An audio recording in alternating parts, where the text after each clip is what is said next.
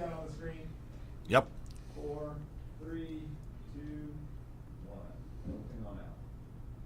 Well, hello everyone. This is Fadi, and I'd like to welcome you to another live stream from our studios here.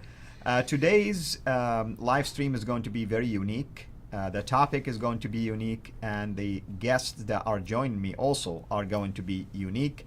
And the performance of this particular live stream is, as always, going to be unique, since it's going to be a combination of a video live stream and at the same time our radio podcast, Let Us Reason.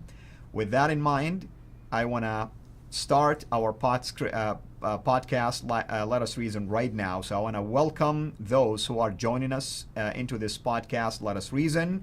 When you are listening to this, I want you to be aware of the fact that I am in studio. We're doing a video live stream that you can later, if you like, go and watch on our YouTube channel, Sira International, or if you are one of our friends on my Facebook page, alfadi.sira.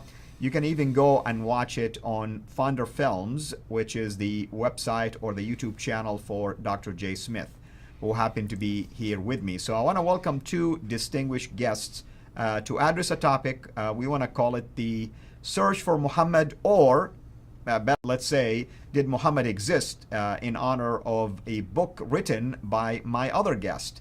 First, I want to welcome Dr. J. Smith. Dr. J., thank you so much for joining me here today. Well, thank you. This is quite an auspicious year, isn't it? 2020. What's happened this year with just this question?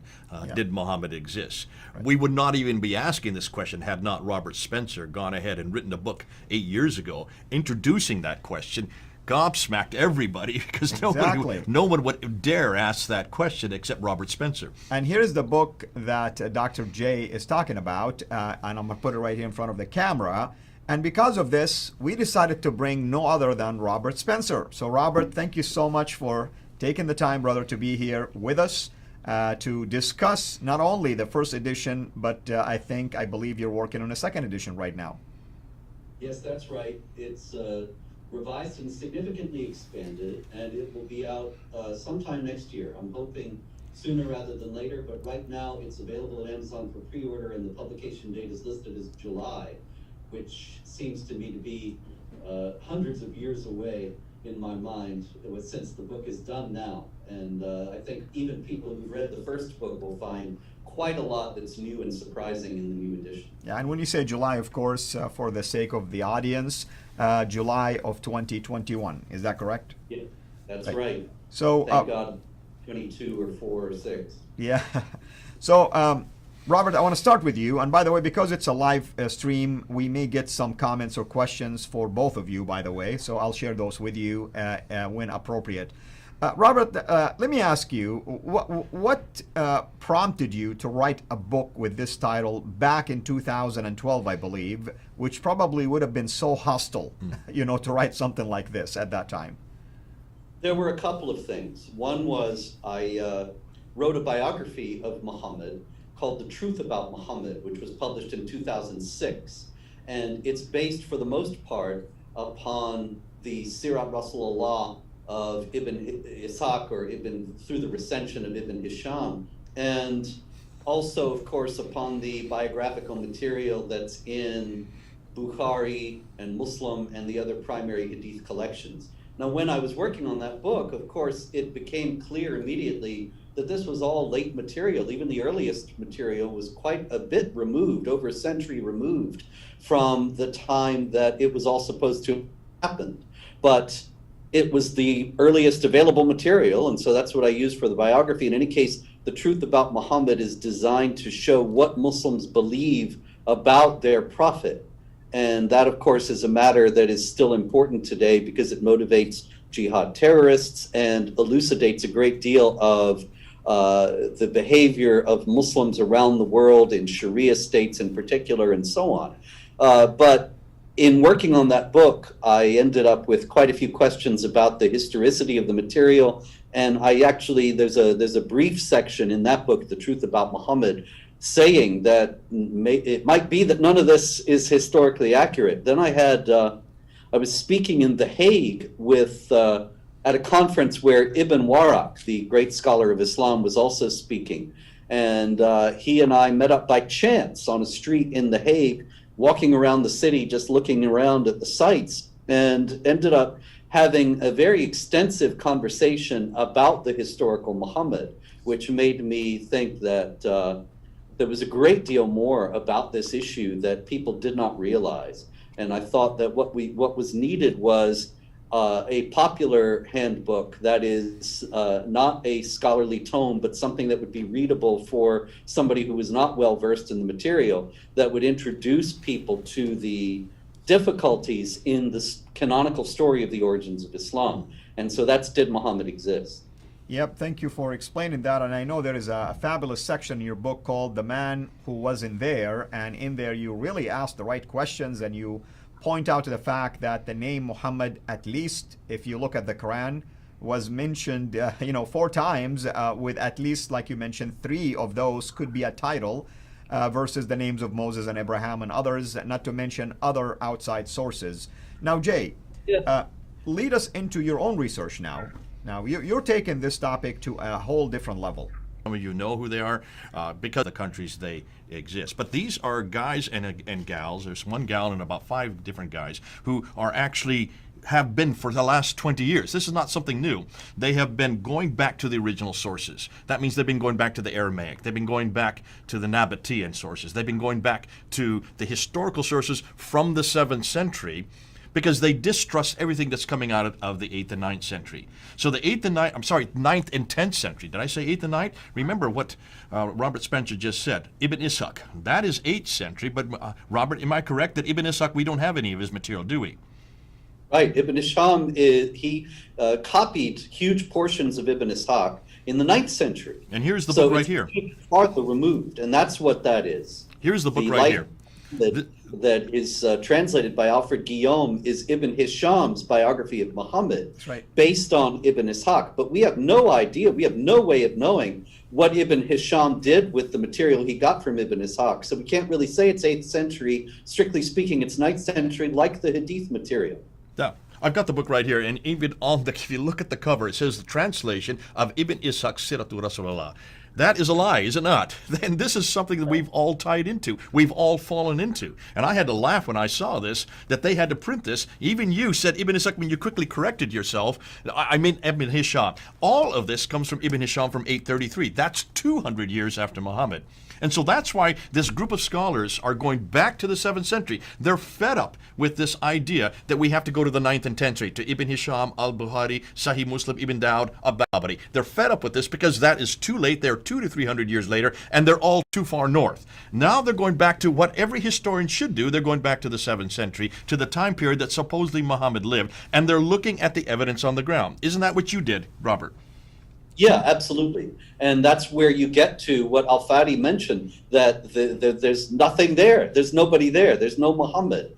There are a couple of mentions of the word Muhammad that have no content, just like the 4 mentions that you referred to in the Quran of the word Muhammad. They don't have any biographical material in the Quran at all about who this was. Well, we think we know who it was, actually. We do know a guy named Muhammad. That's his nickname. His real name is Ilyas ibn Qabisa from Tayyiye. This fellow did exist from the 7th century, but he did not exist in Mecca and Medina. He was nowhere that far south. He came from Hira, which is today Kufa, which is near Baghdad, which is today Iraq. Now, it wasn't called that back then. It was called Ctesiphon. And that is hundreds of miles further north. And interestingly, this guy, his nickname was Muhammad. That was what he used, and this guy he was a Christian. He was not a Muslim. Right, and I want to play the devil's advocate here and ask these tough questions. We are assuming Muhammad didn't exist, at least the way Islam presented him, and therefore we're following the evidence and the discoveries. Now, you mention a person who happened to be north, who happened to be in an area called Hira, connect that to Ghar Hira, the cave of Hira in Mecca, and who happened to be called Muhammad. Coincidence? I'm not really so sure about that, but you can see where we're headed with all of this right now. And you can see why Dr. J, for instance, have every right to bring these things to the forefront. You can see why Robert Spencer had every right to write a book, first edition, and now even, as he mentioned earlier, adding more material to it. And probably you're going to end up doing a third edition by the time we're done here today, because there is so much out there that hasn't been addressed. Now, folks in the control room, I saw a comment from a person by the name Adnan al-Sha'iri, Sha'ir, I think. And Adnan al-Sha'ir saying that you, Jay, have embarrassed yourself when you said that Muhammad didn't exist. So I'm going to give Adnan a chance between now and the conclusion of this particular live stream to go ahead and present us with a single evidence that Muhammad existed. And I need an evidence from the 7th century. One single evidence. That's all we're asking for. About 2 weeks ago, I had a debate with David Wood on this very subject. And David Wood was going to say that he took the position, and he even turned towards the camera and says, Muslims, I'm on your side on this debate. Help me out. Give me some support, because I'm going to prove that Muhammad did exist. Jay's going to say he did not exist. In 2 hours of debating, I kept on asking, coming back to David Wood, can you show me one piece of evidence? Can you show me one artifact? Can you show me one rock inscription? Can you show me one coin? Can you show me any artifact, anything that you can show me that has his name on it that's from the 7th century? Don't tell me what's from the 9th century redacted back on the 7th century. Don't go to the Ashtanami letter, which comes from the 16th century that's redacted back. I don't want anything from the 9th, 10th, 16th century. I want from the 7th century. In 2 hours, he could not come up with one piece of evidence. And this is what we're asking Muslims. So if Adnan says that he did exist, where is that piece of evidence? Show me one reference, not just Muhammad, show me a reference for Abu Bakr, Umar, Uthman, or Ali, the first 4 caliphs. Their names exist, but they're not caliphs. Those are very popular names. Muhammad's name is a very popular name. The praised one. Even Abdul Malik refers to himself as the praised one. And that's why he's there on the coins. That's why he's there on the Dome of the Rock. That's not what we're looking for. We're looking for a man named Muhammad who lived in Mecca and Medina, as the traditions tell us, who grew up in Mecca, was born in Mecca in 570, moved to Medina in 622. We want that Muhammad from the 9th century. Show us any reference to his name, any reference that he was the one that received a book called the Quran, any reference that he lived in a place called Mecca, even a reference for a city called Mecca from the 7th century, any reference that there is a people called Muslims, and any reference that there's a religion called Islam. Those 5 things from the 7th century. Show us an inscription. Show us a coin. Show us something from the 7th century. Otherwise, would you stop this idea that we're lying? We at least have the evidence. And remember, all the time we've always been said, and every time that I've done this debate, I did this debate at the very beginning in 1995 with Dr. Jamal Badawi. His only comeback is, you're arguing from silence. Yep. This is now 25 years later, and I'm saying, I'm not arguing from silence. I have the evidence. Where is your evidence? You are arguing from silence. Until you can show us this man, Muhammad, from the 7th century, everything you're going to throw at us is 200 to 300 and even 800 years later, and we're fed up. We're not going to do just that, because he's now updated it since 2012. Right. Am I correct, Robert? You've now updated it. Tell us some things that you have updated. Give us a little precursor as to where you're going with this. And before even that, brother, I want to give people, what would they read, or what are the sections in that book that you feel like could be powerful, and then what are the updates? Well, for one thing, I answered, this is in the original book, I answered David Wood's argument. His primary argument in his debate with Jay just a few weeks ago, and his debate with me on this issue when the book first came out in 2012, his primary argument was the criterion of embarrassment, it's called. Right. And that is the idea that Muslims would not invent stories that make their prophet look bad if they're inventing a prophet for themselves. And that makes a lot of sense to people. And I find that people, that's their primary objection that they have to this. And the answer to it is, of course, that we are not in the same worldview that they had. We do not have that worldview today. And so a lot of the things that embarrass us today did not embarrass and would not embarrass the people who put these stories together. And so Muhammad's child bride, his marriage to his former daughter-in-law, the disgusting things like the semen stains on his clothes, all these things are designed to show his power, his strength, his virility. And they embarrass us, but they didn't embarrass the people of the time. And I could go on and on with examples of that kind of thing, but that in general demonstrates the hollowness of the argument, that really it's based on a kind of chronological snobbery, ethnocentrism of the timepiece, that David is bringing 21st century morals and Christian understanding of morality to the people who put this material together in the 9th century. And they had a very different way of looking at the world. New in the book this time are Dan Gibson's groundbreaking discoveries regarding the Qibla, the direction for prayer, showing that the earliest mosques faced Petra in Jordan and not Mecca at all. And this corresponds to Patricia Crona's determination back in the 70s that Mecca was not in Mecca, but was much farther north. That is the Mecca to which Muslims referred in the earliest days. Right. And the manuscripts also of the early Qurans. Actually, one of the impetuses that I had to write a revised and expanded edition of this book, besides all the discoveries that have been made, like the material around Petra, since I wrote the first edition, was primarily that people started writing me a few years ago when there were some manuscripts of the Quran, or purportedly of the Quran, discovered that were dated to between 570 and 645. And Muslims were actually writing me, quite a few for a while, saying, are you going to withdraw your book now? It's been proven now that the Quran comes from the time of Muhammad. So are you going to apologize for did Muhammad exist and put it out of print? And I looked at the new discoveries and I thought that's just the opposite of what I'm going to do, because the new discoveries, if the carbon dating shows that these manuscripts come from 570, possibly up till 610, then they come before Muhammad. Right. In which case they are probably source documents or fragments of source documents that were used to put the Quran together. They're the Q document. I'm sorry? They are the Q document. Yes. They show exactly the opposite. The sources of the Quran, the Kavella, the Q document, rather than the Quran itself.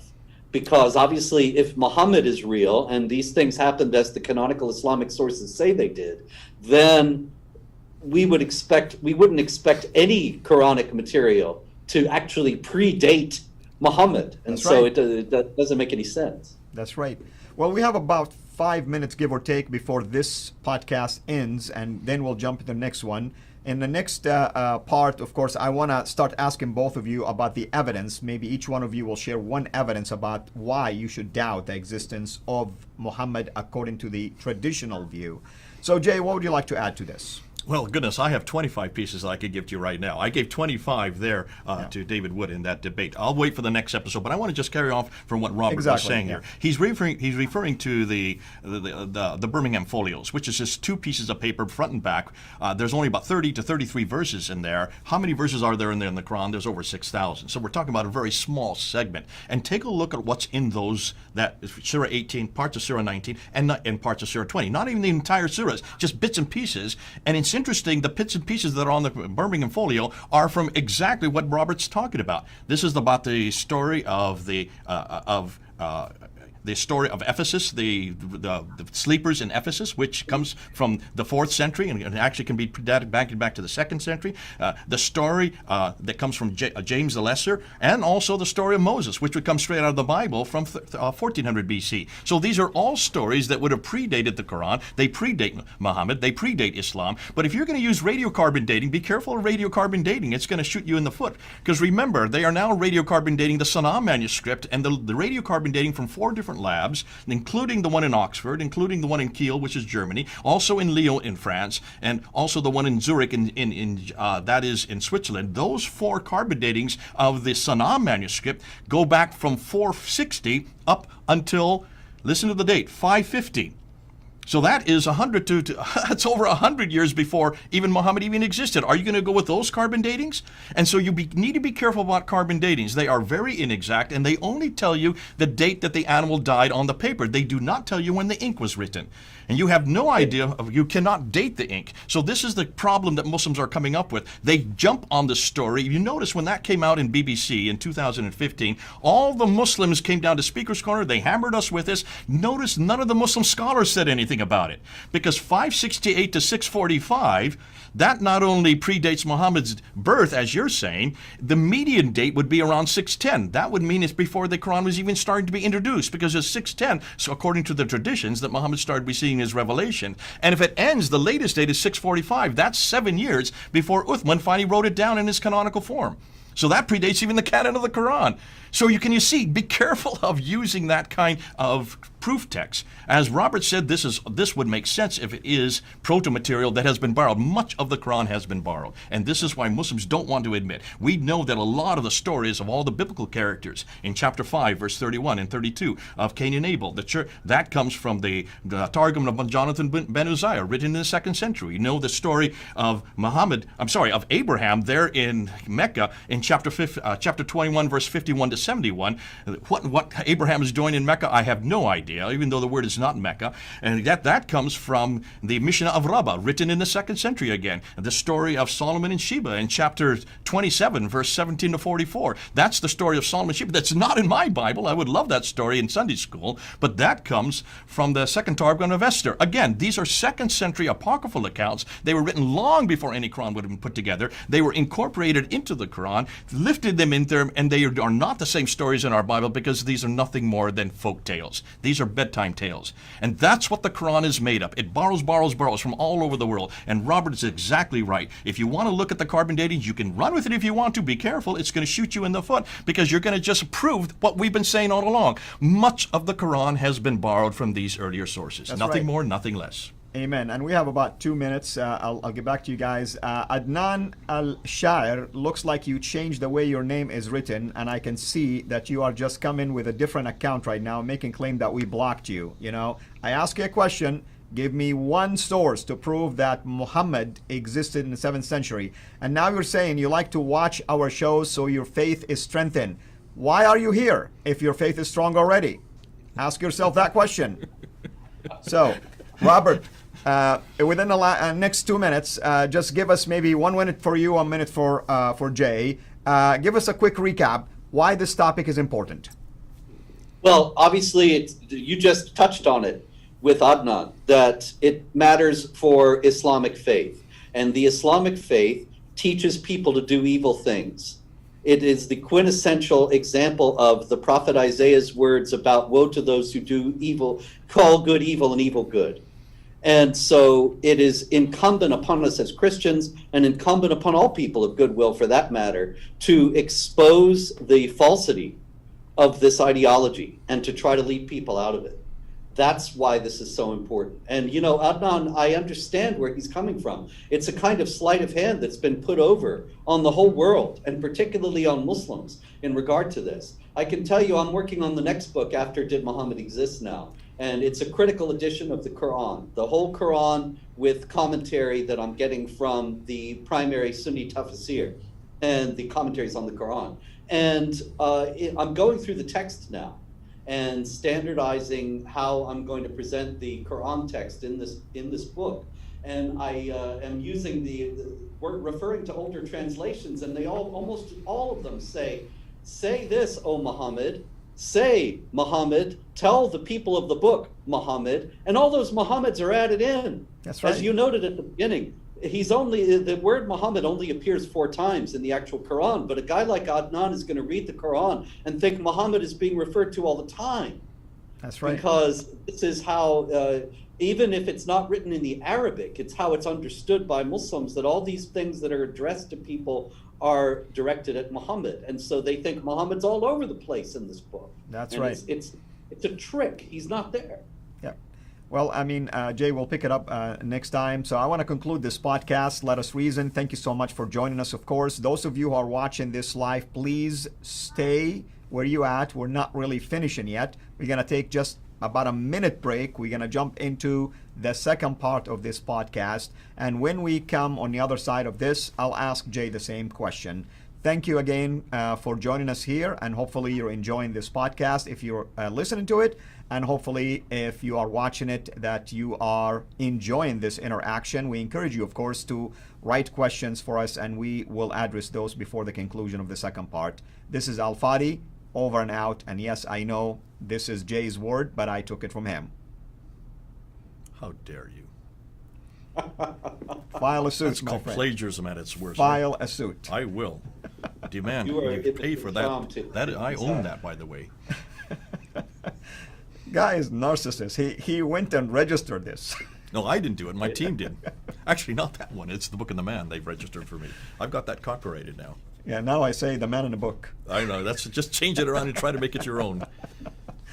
So in the next part, Robert, I'll ask you to throw in a couple of evidence, that you came across that compelled you to basically address as evidence to show that really Muhammad, as we know him, didn't exist, at least in that time frame. And I'll do the same thing Okay. with you. Yeah. Okay, guys, I'm ready to start again. Okay, everyone, thank you so much for joining us for part 2 of this podcast, Let Us Reason. We are going to start now part 2 of this podcast about the question, did Muhammad exist? Or better yet, the search for Muhammad, as Dr. J. Smith calls it. Of course, Did Muhammad Exist is named after a book that our dear brother Robert Spencer, who is our guest also here in studio, ended up writing, and I'm showing it to you if you are watching this right now. And he is doing the second edition, which supposedly going to come out in July of 2021. Right now, we're doing this in December of 2020, just for a point of reference for those of you who are watching this. Now, I concluded part 1 by asking Robert an important question. Why is this topic important? And he, of course, shared with us why it would be important, especially for our Muslim friends, for instance. Jay, I'll ask you the same question. Why is the search for Muhammad important? I'm just watching the people who are watching this, and I see Adnan's not there anymore. He's kind of left. I think we pretty much shut him down, and this is the difficulty for people like Adnan. Remember, he said, "You have just strengthened my faith by listening to what you're saying." That's the public face of Islam. Privately, you can see there's a real problem here, and this is it. For anybody who is a Muslim who has been told since they were knee-high to a grasshopper that Muhammad was born in 570, died in 632, but between 610 and 632 he received this book called the Quran, that 22-year period. And if you have been told that this is the greatest of all prophets and that he lived in a place called Mecca, that no one is superior to him, he's the seal of all the prophets, and because of what he did and said, we have to do, and we have to follow as his example what we're to say and do. Now, we would say as Christians, we have the same thing with Jesus Christ. So we understand that. We understand that he is our model, and he did live in the first century. Here's the difficulty. We are now showing that everything they know about this man, everything they know about what he said and did, comes from 200 to 300 years later, as we saw in the last episode. Nothing comes before 833 about this man or about what he said and did. Now, if that is the case, put ourselves in their shoes as Christians. Can you imagine us trying to defend Jesus Christ, or even understanding who he is, what he said and did, if everything that Matthew, Mark, Luke, and John said in Paul's letters and all that, right? Remember that Matthew and John were eyewitnesses to what he said and did, so Mark and Luke got it from the eyewitnesses. If everything we knew about this person, Jesus Christ, where he was born, what he did, how he lived, how he died, and how he rose again, if everything came from the 3rd century, we have nothing from the 1st century, what would that do to our faith? What would that do to everything we believe? We would have to throw him out the window. How would we defend him? And yet we know there are lots of sources for Jesus Christ. We know that he is well written about, not just by the gospel writers. We know that we have hostile writings from historians like Thallus and Phlegon, who were referring to his death on the cross, and they mentioned about the fact that when he died, the earth shook and the sun went dark. They did that in 52 AD. Jesus died in 33 AD. These are Greek philosophers who are debating this 20 years after Christ's death. They had nothing to do with Christianity. They would be the last at all to admit or suggest that he didn't exist if he did. And then you have Tacitus, who is a Roman historian, who not only talks about the death of Jesus, he says it happened during under the auspices of Tiberius, under Pontius Pilate. So that's why we know it's 33 AD. He hated Christians. Why would he admit that something if he hated them so much? You have Josephus, who writes about it at the end of the 1st century, beginning of the 2nd century, about the death of Jesus. He's writing in Rome. So there you have Greek, you have Roman, and you have Jewish historians. They are not Christians, who are writing about the event and the person and also the death of Jesus Christ. proving that this is a historical fact. Thank God we have extra biblical references as well as the biblical references. Now we're showing from Muhammad there is nothing of the sort. There is no one that speaks about this man from anywhere. No hostile sources, and we can't even find internal sources. Not for 200 to 300 years. That is why we're bringing this up. I would destroy my faith, and I can see why Adad has had to go off. Because how could you come back on that? Well, Adnan came back with a powerful refutation, 3 smiley faces. That's all he can come up with. And that's the public face right there. Exactly. But this is the thing, is we're finding now Muslims are leaving Islam. We're seeing them happen here in 2020. Yeah. They're leaving Islam for 2 things that have happened in 2020. One is the whole difficulty of the Qira'at and the fact that there is not any preserved Quran, and that was that interview that happened on June 8th. And the other is this new material that Robert Spencer introduced in 2012. When I say introduced, there were others that introduced before him, but he introduced it popularly, and that's why it's now all over the world. And we want to thank you, Robert. Thank God you did that. Thank God you were brave enough to do that. Thank you, God, we were courageous enough to do that, and we're now living off of your shoulders, you might say. You went and forged it, and we're benefiting from it. God bless you. And I have to say this, Robert, the first time you did that, and I watched that debate between you and David, of course, and I took the debate as, okay, these are 2 friends just making fun of this whole thing. And personally, because I've been programmed to believe that Muhammad existed in the exact time frame that Islam taught me growing up in Saudi, I had a hard time actually accepting your argument. But today I look back and I say, wow, you set a groundbreaking, basically, foundation for what is to come. And look at us, 2012, 2020 now, and we are talking about it, and it appears to be more and more viable argument because everything points north. Everything points to a different character. We have a person here that sends his regards to you, by the way, Jay. His name is Zubair Al-Muhajir, and he says he can prove that Muhammad existed. So Zubair, you have 18 minutes left for this part. I want you to go ahead and list maybe 2 arguments. Just tell us why you believe Muhammad existed. From the 7th century. Remember, it's the 7th century. And then Zubair, if you prove to me that you are capable of doing this, we're gonna invite you to debate Jay on my channel. There you go, man. I'm extending an invitation to you already. In fact, we'll bring in Robert also just for kicks and giggles. He will be there too. So go ahead. You have 18 minutes, 2 arguments. Muhammad existed in the 7th century. So, Robert, give us one example of an evidence you use in your book to really argue against the existence of Muhammad. Well, Jay articulated it so well just now. I think the primary argument that is in Did Muhammad Exist is his absence. And this is much more than, as Jamal Badawi claimed, an argument from silence. It's much more than that, because you have to think about it in terms of what we would reasonably expect if Muhammad, as the prophet of Islam, had existed and lived between 570 and 632 and gotten revelations from Gabriel from 610 to 632, and that those all existed. They would have to all have existed at the time of his death, along with all of the hadith literature regarding his words and deeds.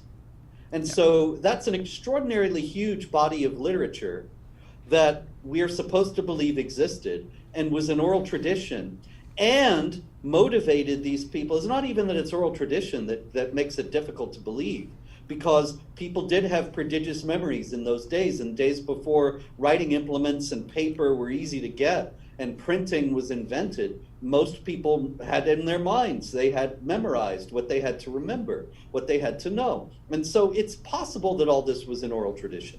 That's fine. But the difficulty comes when the Arab conquests begin. And you have the Arabs conquering Egypt, conquering the rest of North Africa, conquering Syria and the Middle East, Iran, going into India, and going into Spain. By 732, the Arab empire stretched from Spain to India, all across North Africa and the Middle East and Persia. And that is from 632 to 732, all that conquest happened. And according to the standard Islamic story, it all was motivated by the life of Muhammad, the teachings of the Quran, and the teachings of Muhammad himself in making war against and subjugating unbelievers, as we can read in the Quran to this day. And yet in all of that expanse, in all of that time, 100 years of conquest, and voluminous literature written by the conquered people as to what happened, and particularly the Patriarch of Jerusalem, Sophronius, in late 630s, writing about the terrible things that had befallen the Christians of Jerusalem and being conquered by the Saracens. Nowhere does Sophronius or anybody else mention that these people said they had a new prophet or a new holy book or a new religion. Now that's extraordinary. If that's supposed to be the whole motivating impetus for all of this conquest, that they never mentioned it, that's not just an argument from silence. That's right. That calls for an explanation. And the absence of Islam and the absence of Muhammad and the Quran in that context is particularly glaring and absolutely inexplicable if Muhammad actually existed. Hoyland, in his work, Seeing Islam as Others Saw It, made reference to these things. And here's the book. I encourage everyone to get this book in your library. This is an amazing book. There's a thing about that. Excuse me, I have to say, Robert Hoyland presses his issue by translating, when they say Tayyeye and Saracens, he translates it as Muslims. And he gives the impression that the early material speaks much more about Muslims and Islam than it actually does. And that's the key issue that we're disputing. And so Hoyland is useful for collecting all the earliest documents together. But one has to know that sometimes his translations are not accurate. And they are not accurate in favor of... It's a great point you're bringing, Robert. This is what me and Jay have been wrestling with, is like the field of academia has the data, but yet sadly they water it down for whatever reason sometimes. It's called dimitude. Yeah. It's called dimitude. Yeah.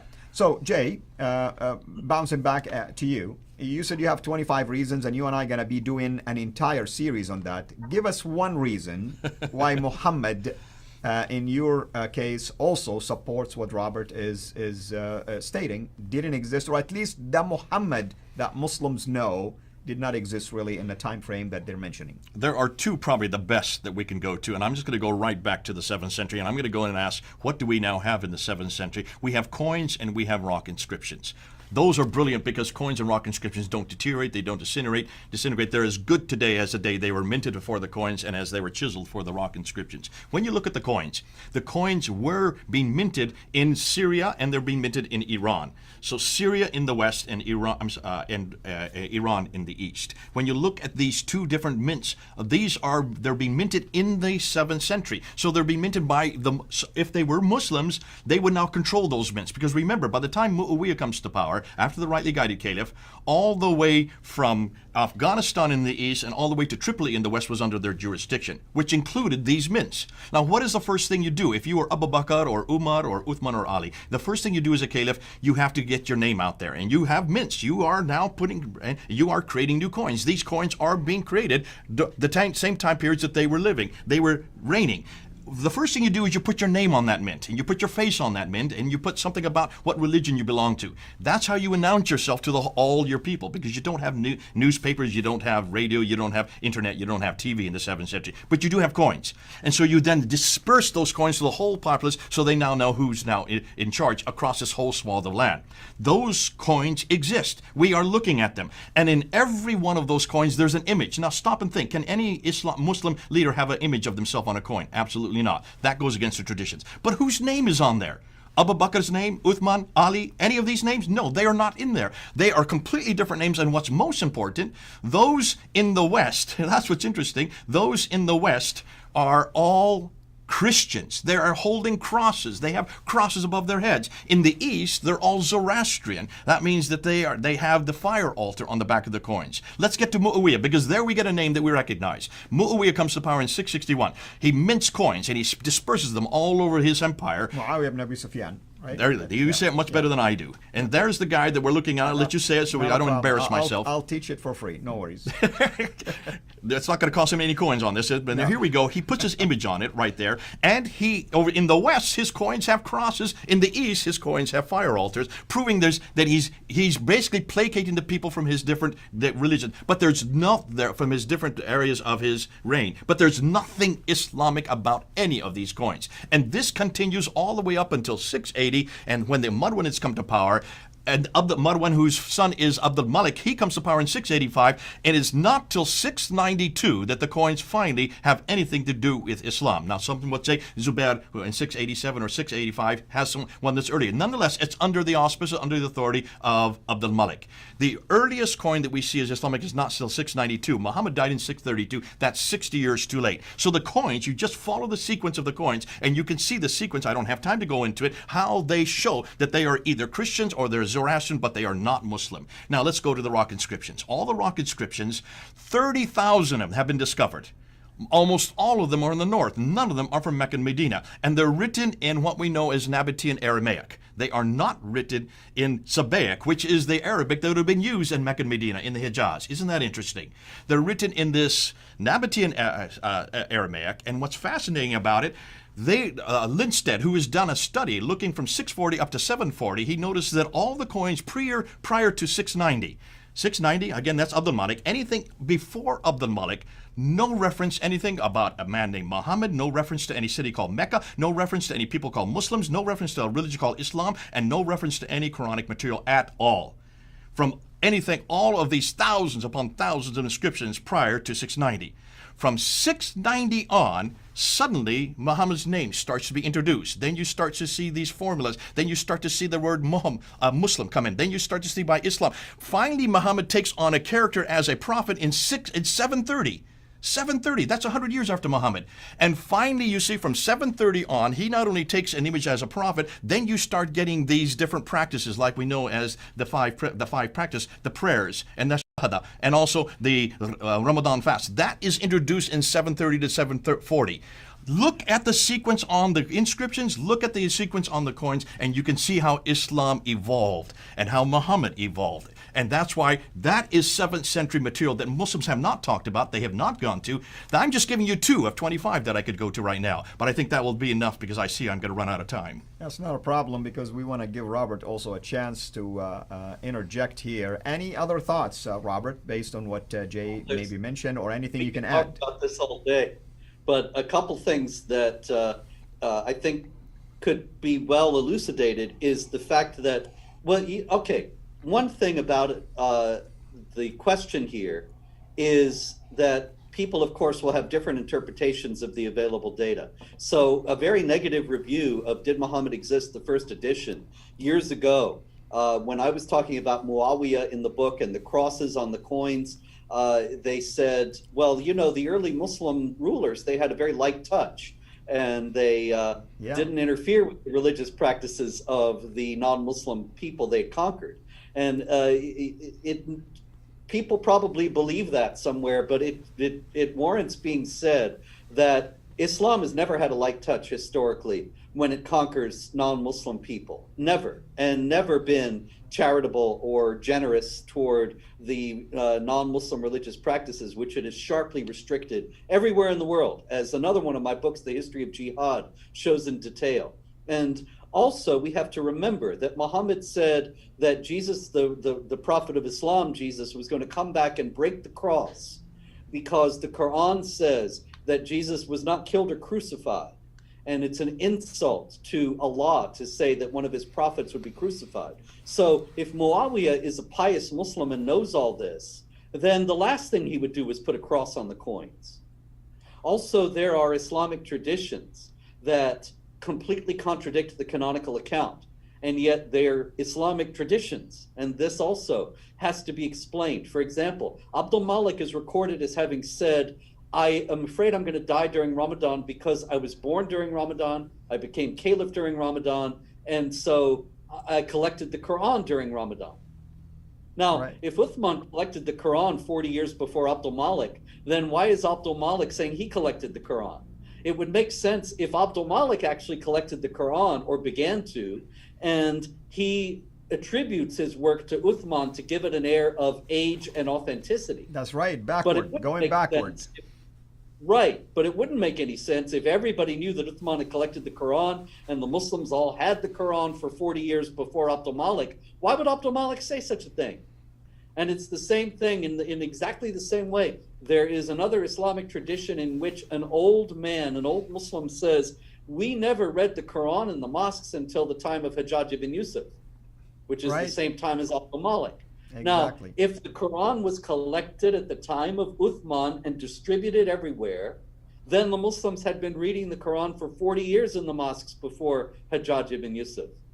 But if the Quran just started to be compiled as the Quran from earlier existing material at the time of Abdul Malik and Hajjaj ibn Yusuf, then it would make perfect sense for this old man to say this. Right. And the thing was that it was retrojected back so as to make people accept it. And they couldn't go and Google and find out what was really going on 40 years before. And that explains also, and this is what I want to interject something about the qira'at, or the readings, variant readings. That explains why when it became now an official religious book to be read, everyone began to spread it the way they assumed it to be read as, or have their own version of it. And now you have so many different readings. I thought Uthman controlled that earlier, didn't he? You're coming in, you're getting into a whole new can of worms. You really want to get into the Qur'an? You really want to get into that? The other thing that has destroyed Islam just this year? You want to get into both of them into this segment. That We only will be have for 4 next minutes year. to go. That will And be you want for to next open year. that can of worms now? Listen, look what Yasser Qadi did a week ago when he tried to shut that down. He just sat there and screamed at us, called us all kinds of names, and he thought that would shut it down? Stop and think what you're asking, because if you want to talk about how the Quran was put together, stop and ask this question right now. What kind of Arabic existed in the 7th century in Mecca and Medina? It was Sabaic Arabic. Sabaic Arabic comes from Yemen. That is the Arabic that was used all the way up to Medina. What kind of Arabic do you find in the Quran? Well, you find the Ta'ad Marbuta there. You have the Alak Maksuda there. That is not Sabaic Arabic. That is uniquely Nabatean Aramaic, which comes from Petra. Did we not talk about Petra before? Petra is 600 miles further north. If there had been a Quran that came from the Hijaz from the 7th century when Muhammad was living, if it did come from him when Uthman was actually canonizing it, he would have used Sabaic Arabic. If you're using Sabaic Arabic, it has the 5 dots and the 3 vowels already in, which means there would have been no qira'ats. There would be no reason for having a qira'at because they had all been there to begin with. The fact that there were no dots and there were no vowels in the Aramaic, Nabatean Aramaic up in the north is why you even have the qira'at problem. Because that means that Quran actually is from the north. It was using that Arabic, which could not be read because there's only 16 consonantal letters at that time in the 7th century. The 5 dots and the 3 vowels had to be added in the 8th century, and that's why we now have 30 different Qurans. And good old Yasser Qadi, if he'd just do his own homework, he would have realized that whoever made that decision to use Nabatean Aramaic did the wrong decision. And that's why I'm just sitting here laughing at it, because it all now is flying all over the world. And you want to bring that up now. Well, Jay, Yasser Qadi is taking deep dives. He hasn't surfaced back yet. Okay, so let's stop right here. So we have about 2 minutes left. I want to conclude this. Robert, after we conclude, I would like for you to stay with us for a few more minutes. We want to interact with some maybe possible questions or comments that we're going to see. But before we do so, Robert, how can people find you online? Jihadwatch.org is the news and commentary site that I run that tracks jihad activity all around the world in its various forms. And also, if I write about this issue, it's there, and you can find it in the categories on the right sidebar. I'm at Jihad Watch RS on Twitter. There is a Facebook page for Jihad Watch, but Facebook is so evil now that I doubt you'd be able to even find it. And in any case, the book, Did Muhammad Exist?, is available on Amazon now. The revised and expanded edition, look for that. It has a different cover, and I think it's a much nicer cover. And you can pre-order it now, and it will be delivered to you when it's out, which I hope will be sooner than July, but we'll see if I can convince the publisher of that. Wonderful. And Jay, as always, where can people find your teachings? Because you've been doing these teachings for a while now about this topic. Oh, about this topic, this is about 2006. YouTube came out in 2005. I introduced my channel, Fander Films, in 2006. So I've been around for 14 years. Just go up to Fander Films. There's hundreds of videos up there. All this material that we're talking about, in fact, interviews with Robert Spencer, and also unpacking this material from the debate that I had 2 weeks ago, all of that is on Fander Films. That is much more in-depth than what we're doing right now. Those are 2-hour-long videos. Listen, you could please pull down that material. I'm getting lots of requests from people people, they want my PowerPoints. I don't give the PowerPoints out because you can imagine with tens of thousands of people watching these videos, there's no way that I can send that all out. I'd be spending all of my time, and I'm only one person. I don't have a team around me like you have, or I don't know if you have a team around you, Robert, but I'm the only person that does everything that I do. I make my own videos, I do my own research, I upload them, I edit them, and then I have to respond to them. So please, please, I cannot send the PowerPoints to you. You can, if you want to be my students, then I can send the PowerPoints to you. Absolutely, and we will be doing a lot of teachings on this, myself and Jay, because I really believe in the research and the material that he is presenting, and we know Robert also is always available as a resource. We're thankful that he found the time to be with us. I really admire how you do these updates on a daily basis, Robert. I don't know where you find the time, brother, because you're always updating that site. Well, I don't do anything else, really. That's basically it. So yeah, praise the Lord. Well, everybody, thank you so much for joining us in this podcast, Let Us Reason. For those of you who are watching it live on Facebook and YouTube channel, Sierra International, or even Fonder Films right now, please stay with us because we want to interact with some comments or possible questions. And Robert, if you could stay for a couple of more minutes, that would be great.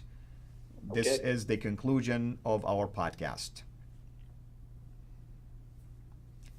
Okay, well, folks, let me know if there is any questions, any particular comments for Robert or for Jay or for Sierra International or myself.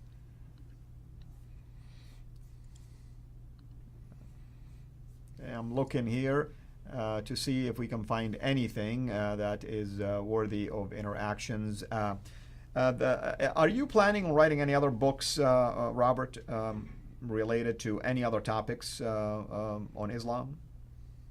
Oh yes, oh yes. Well, like I mentioned actually earlier on, I'm coming out with a book called The Critical Quran, which will include the entirety of the Quran plus notes and commentary based on the principal Sunni tafsir, and also some material that I'm going to get from the sources for Did Muhammad Exist, and to show people that the Quranic text is considerably more fluid than most people assume. That's all going to be in there. And so that'll be out later in 2021, probably around November. So there are two questions. One I remember by Michelle Design, and Michelle was saying, and I'm gonna get to Kafir Linda also. Michelle Design is saying, and this is to both of you, Robert and Jay, why would Muslims then, or Muslim sources, invent the character of a prophet by the name Muhammad? And I know you addressed this, Jay, to both of you. I mean, who would like to take a question like that? Go ahead, and then I'll follow you, Robert. Go ahead, Robert. In those days, empires were held together by religion.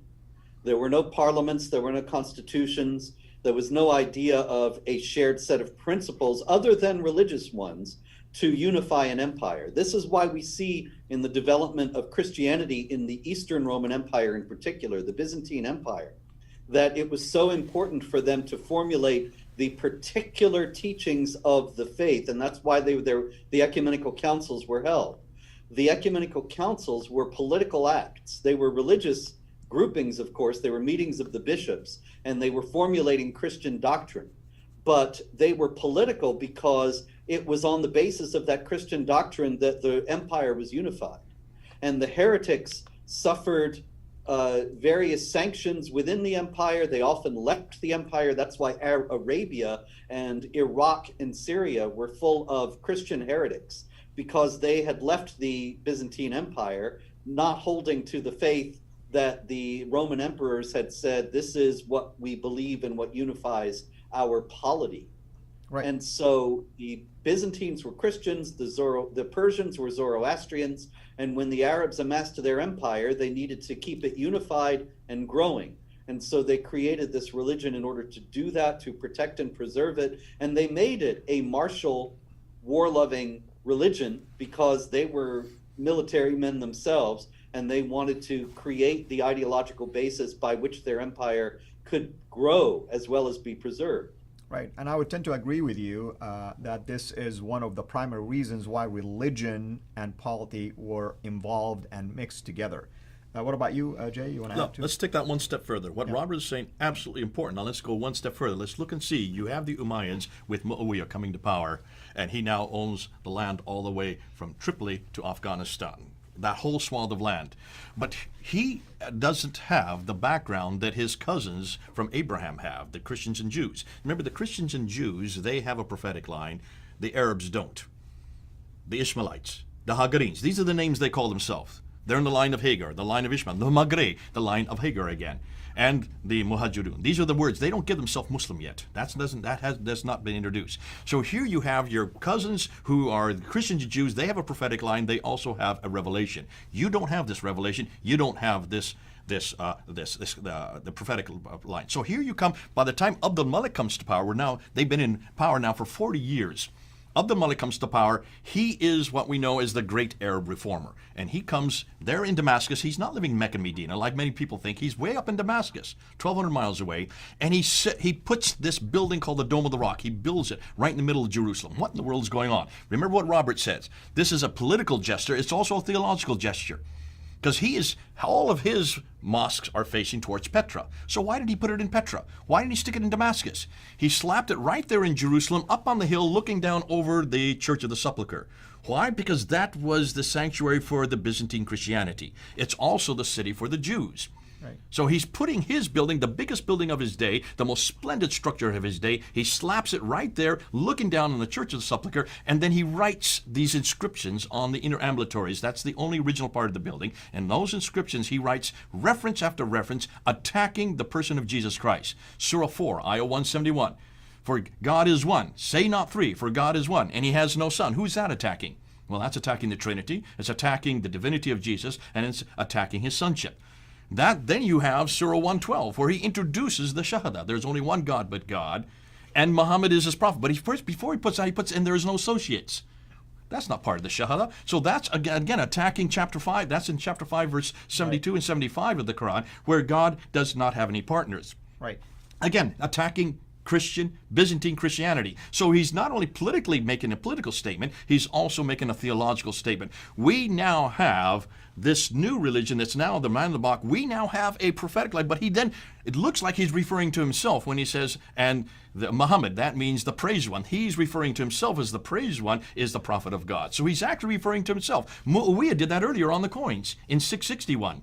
This is 30 years later. He's now putting it on not only his coins that he coins, he also puts it on the Dome of the Rock, and he puts it on the Caliphal protocols. So you can see he is making this political statement. He is now making a religious statement. But now that you start making that political statement, you need to have a revelation. And that's why it's his son Al-Malik who starts creating these manuscripts. These manuscripts that we have, like the Topkapi, the Samarkand, the Ma'il, and all these, they all start to appear after 705, after Abdul Malik is out of power. Look at the date. Follow the sequence like you did with the coins, like we did with the rock inscriptions. Look and see what not only the political sequence that's going on, but also the theological sequence that's happening. Yep, excellent. One last question for you, Robert, and we'll let you go. I'm sorry if we kept you late. This is coming from one of our followers, Kafir Linda Clark. I like the name. She's saying, really, what did the early Muslims call themselves as they were expanding the territories in North Africa, for instance? And I think you did address something to that extent in your book, and I know Jay can respond also on your comment. Yeah, Jay just mentioned it, actually, that we don't see the word Muslim.